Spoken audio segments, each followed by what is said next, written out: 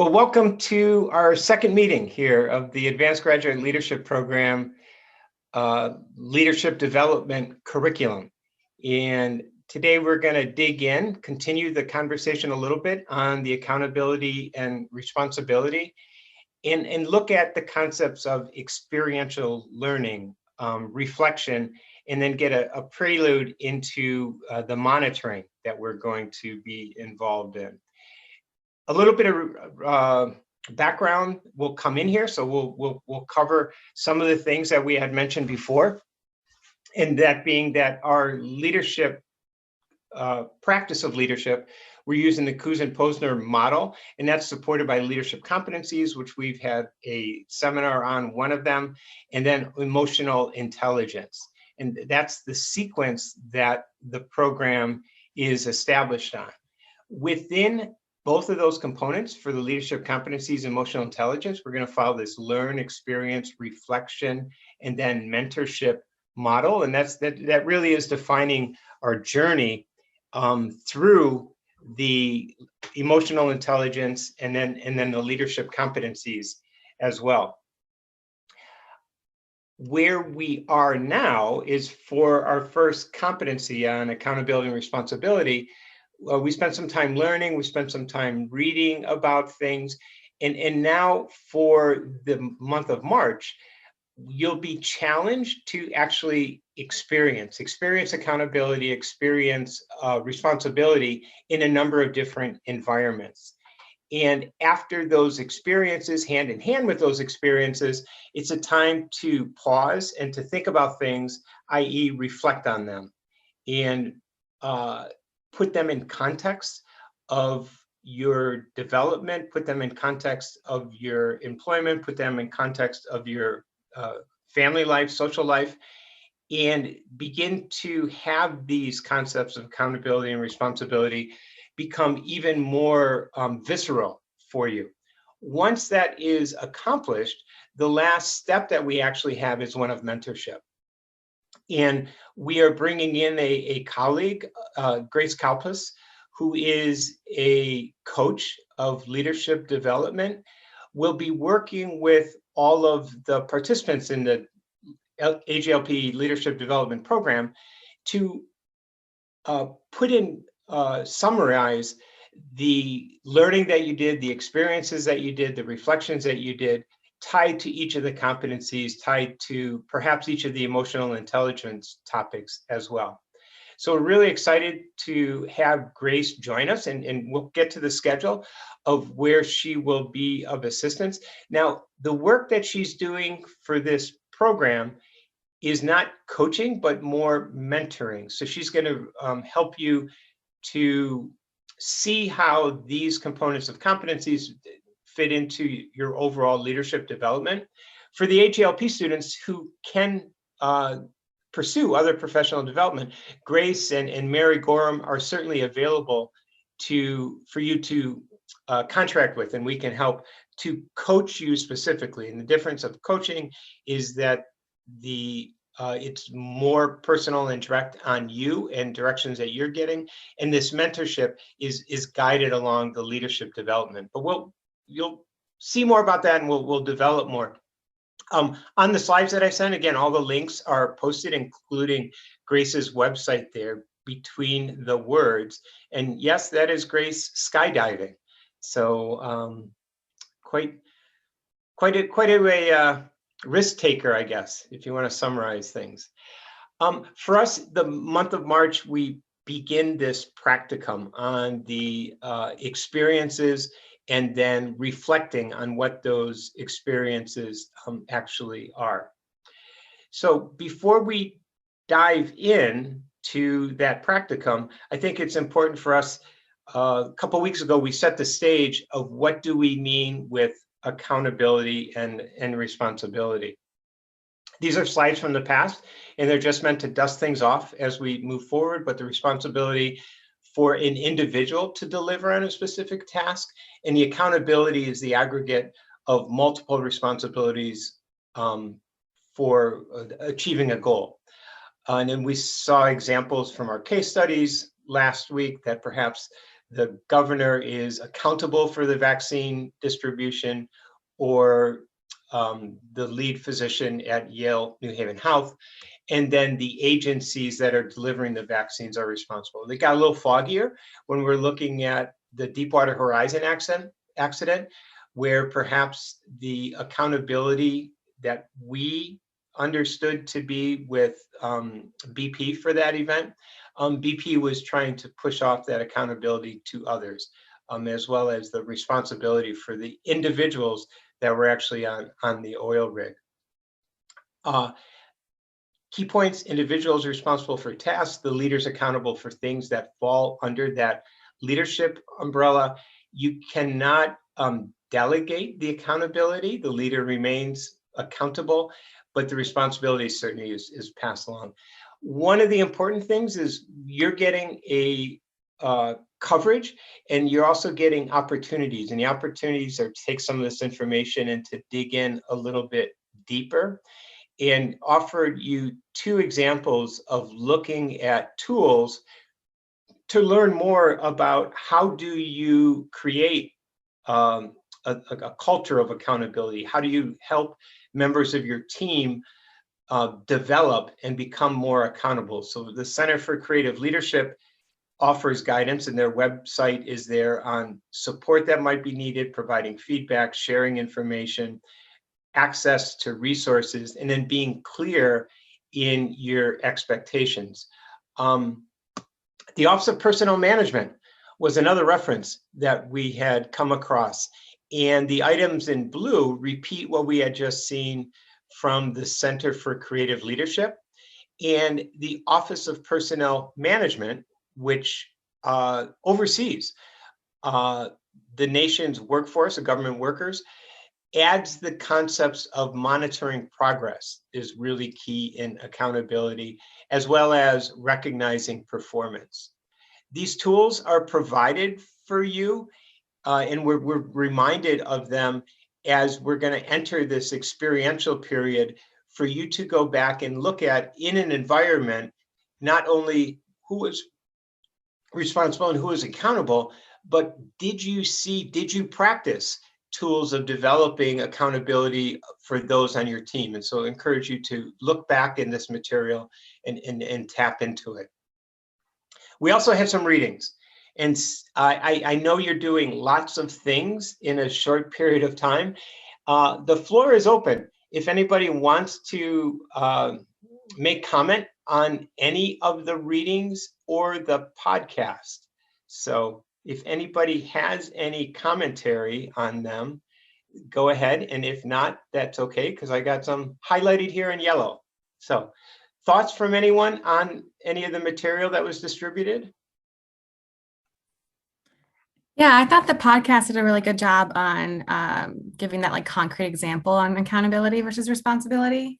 But one of the readings, I don't remember which one it was, also brought in like a bunch of other words. There was like obligation, and how that's tied to accountability, but not necessarily the same thing. So that was interesting to see like other words that sometimes you think it's just a word, but the meaning behind it can really affect the outcome. So I thought that was interesting. So thank you for the readings. Oh, you're welcome. It's not often in sort of an engineering world we get to read Aristotle as well. So talk about other words that had, popped up.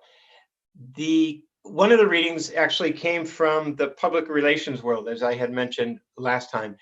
And it is, I guess it's helpful to see that these concepts, we often associate them with leading companies, leading organizations, leading teams, but just the realization that they cover the gamut of society. So accountability and responsibility for public relations is certainly an important area. Had anyone heard Gene Krantz speak before? The one item that I offered caution to, or awareness, was certainly the male-dominated aspect of NASA in the 1960s.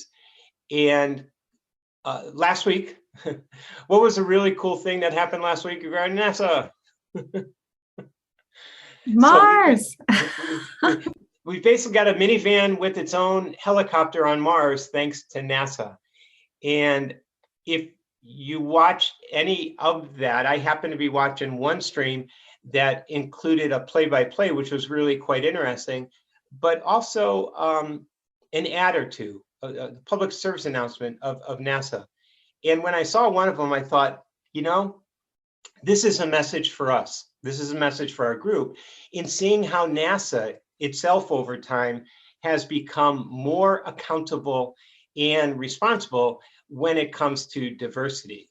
50 years ago, we went to the moon. We called it Apollo. What many people don't know is that Apollo had a twin. She was a woman named Artemis, goddess of the moon. We are returning to the moon as a new generation of explorers. This time to stay. And to prepare to achieve humanity's next giant leap of sending the first human missions to Mars. We believe our course will redefine what is possible. That we would discover life-saving, earth-changing science. And that the challenges ahead will inspire generations. This is our manifest. For all who wondered if we could return. For all who dreamed of pressing beyond. This is your calling. We go for all of America. We go. We go as the Artemis generation. We go. And that was Gene Kranz at the beginning and at the end. So really kudos to NASA for really their awareness of the message that they're sending, you know, to all of America, to all of the world. Now, practicum, experiential learning and reflection. How are we going to actually pull this off? Your challenge for the month is actually to look at scenarios within your work site and to view those scenarios from the lens of accountability and responsibility. Dee Dee and I got together and looked at your worlds, looked at our worlds, and tried to frame some things for you to position yourself in over the next month of all of March, so that you're involved in things, but you're reflecting back on these concepts of accountability and responsibility. So we have 4 scenarios. If you get to, you know, all 4 of them, that's great. If you have one of them and you run it maybe 2 or 3 times, that's great. The concept here is for you to witness these leadership competencies and to learn from them, to reflect back on the readings, to reflect back on the use of them to form your own leadership principles, and then using the reflections period to go ahead and record that. So 4 scenarios. The first one is your lab work environment. In essence, working in a lab is like working in a complex company with many competing demands, a shortage of time, limited resources. What we're challenging you to do is to, in the midst of that normal lab work, try to sort out one component where it's very clear or very not clear on the whole concept of responsibility and accountability. So that's one scenario. The second one, the research publication process, very challenging here too. Concepts of responsibility and accountability are needed to assemble the information, draft the publication, search for a publication for it to go into, and then just the path of from the original idea to the publication itself. So asking you for one of the publications you're in the midst of, look at it in this area and maybe use some of the tools to perhaps accelerate the progress. Teaching fellows environment. within a class itself, what's the structure that applies concerning accountability and responsibility? And how does that contribute to the development of the students, the development of the course itself? And then the fourth component is within your home environment, outside of academics.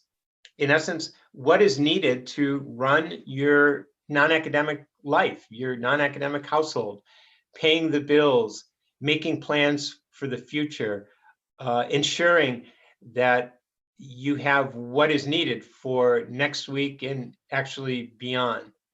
And doing so, I think it gives you a chance that Kuz and Posner reflect on, that the concept of leadership is actually universal, and it actually, our first leaders that we turn to come from our family life. And so there's a chance to pause and look at that family environment from the framework of accountability and responsibility. I'm going to offer a scenario myself to maybe put this in context. And that scenario is the accreditation work that we had just finished. Before I do, I want to add that we want to look at these activities that we're in and also reflect back on the readings, as I had mentioned, and then the tools for developing accountability for helping your team advance, and referencing the work of the Center for Creative Leadership, as well as that of the Office of Personnel Management. Myself, yesterday we finished the ABET accreditation process, and that was a year-long process of documenting everything that happens when it comes to undergraduate education in mechanical, electrical, and chemical engineering. Many hands involved, and the DUSs were responsible for the action within their programs, and the dean's office became accountable. And it wasn't just accountable for the bits and pieces and the logistics, but more so for the culture itself, that this is a process that's going to ensure quality, and that we're going to benefit as a school by participating in that. As recently as maybe 24 hours ago, the topic was again reminded to me on the responsibility. One of the tables, 5.1, requires each program to document that you have 30 credits in engineering and basic sciences, and 30 credits in, engineering and design, and 30 credits in math and basic sciences. As the programs did that, the counting needed to be uniform. So a physics class that was 4 credits in one needed to be 4 credits in the other. And quite frankly, they weren't. And that was a measure of accountability on the dean's office, myself, of not taking the time to ensure that all of those details were actually taken care of.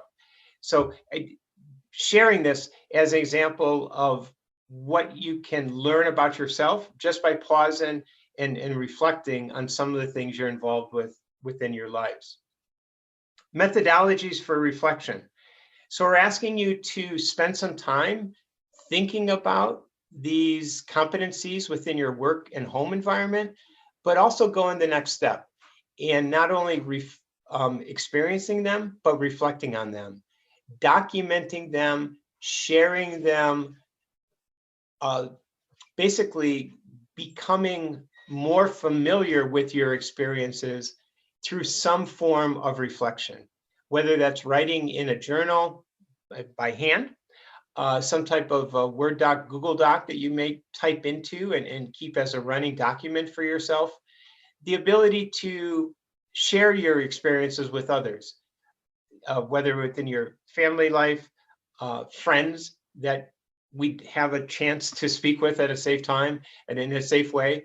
A trick that could be used is your cell phone, since we always have them, of just jotting a note now and then into your cell phone or using it as a tape recorder, so that you're creating this memory of these experiences. And what this does by writing about it, you're causing yourself to pause and actually reflect, and again, capture this capture your experiences so that they become even more meaningful. I like to view it as your reflections may be random, they may be coherent, but if you have enough of them, they can develop into what I call the one fish, two fish, red fish, blue fish. And it's not me, it's Dr. Seuss who calls it that. Or if you're really, really conscientious, it could become the story of your life, like in Hamilton, but really it's someplace in between. That you're getting these ideas, you're getting these concepts, and they become a story. Leaders are memorable because of their ability to tell stories, their ability to engage people, their ability to introduce characters and bring things to an end. So it's not going to happen during your period of reflection, but as you gain these experiences and be able to associate them with another, you have the ability of creating stories when it comes to accountability and responsibility. Stories that are set up with a beginning, they have some type of development, and then the point is made solid there at the end. So that's a big picture challenge, perhaps, for you, people to take on during this time of reflection. I've got a bullet there at the bottom. Were any Krantz bricks created during the process? What am I talking about there when it comes to Gene Krantz bricks? Anybody recall that? It was at the end of his discussion that the Space Center Houston allows individuals to put bricks in the ground, and Gene Krantz put in 13 bricks that were associated with 13 parts of his personal development that came from 13 individuals. The first brick noted his parents, and it noted their role and establishes his own honesty. And he goes on to detail 12 other individuals in his life that made an impact, and he recorded their impact in a very specific way on working with others, being conscientious, leadership itself, by purchasing bricks and having them at the Houston Space Center. So I put that out as a challenge, not that any event you're going to have over the next 4 weeks is going to be life defining, but there's some small ones that are there. Who are you learning from, and what are the lessons that are available to you over this period of time? Sticking with this concept of reflection, I just want to share a few things on myself of reflecting over the ABET experience. So last night, after it's all said and done, a thank you note to the team of academics, a thank you note to the staff. And that became very therapeutic for myself to realize the journey that we've all been on. We have to respond to a formal document, the draft statement by ABET, and that too is going to be a form of reflection. And we've managed this process through a website that we now need to get ready for the next time in 6 years.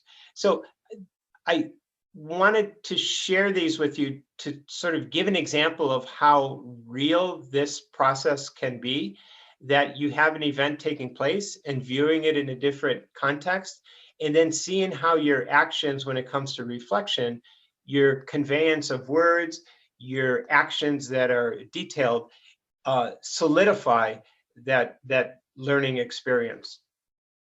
I want to wrap up by just reminding us of the journey that we're actually on. And so we had our first exposure to the concept of accountability and responsibility with a seminar earlier this month. And now in March, we're doing this dual experience and reflection. And then Grace is going to help us out in April with the mentorship idea. Next week, we take on our first topic in emotional intelligence, and that's on Monday. David Caruso will give a seminar on the overview of emotional intelligence. And you see during March, you're practicing the accountability and responsibility, and you're reflecting on that. Then in April, we switch over to the seminar is on aligning values. This idea that we're doing, in essence, 4 things each month is the format for our program. In paper, it looks like a lot of activity, but in reality, it's 2 hours of your time, and that's an hour for the seminar, and an hour, I'm going to say, for what we're doing right now, a preview for the work ahead, and a review of the experience at the other end. Moving into April and in May, we add on the experiential learning and the reflections and emotional intelligence. And then on top of that, we'll be involved in the mentorship on the accountability and responsibility. So in April, we have the 4 components that are actually taking place. One is that the introduction to the leadership competency on aligning values takes place. And then the experiential learning and the reflection will take place focused on emotional intelligence, and then mentorship in the concept of accountability and responsibility. So that's our path ahead, and it puts us in a position of being very active, but that level of activity is yours to choose. So how much time you can spend thinking about things, how much time you can spend writing about things, and then certainly the time that is spent for us to be together as a community through the seminars and then through the mentorship. That brings us really to pretty close to the end of the half hour. I want to open up the floor for questions and comments. But before I do, I just want to thank everyone for coming together for the afternoon. So thank you.